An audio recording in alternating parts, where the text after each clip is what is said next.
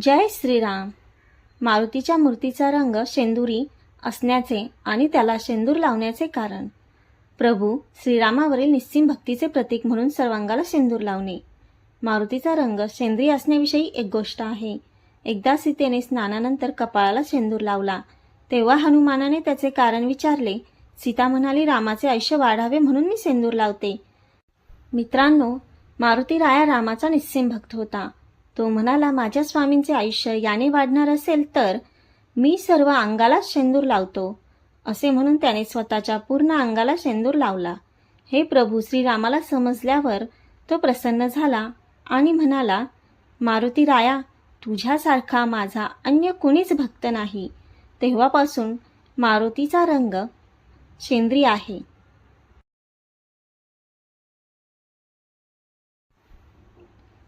मारुतीला शेंदूर लावणे आणि तेल वाहणे. हनुमान द्रोणागिरी पर्वत घेऊन जात असताना भरताने त्याला बाण मारला, तेव्हा त्याच्या पायाला दुखापत झाली आणि ती शेंदूर आणि तेल लावल्यामुळे बरी झाली. त्यामुळे हनुमानाला शेंदूर वाहतात आणि तेल लावतात.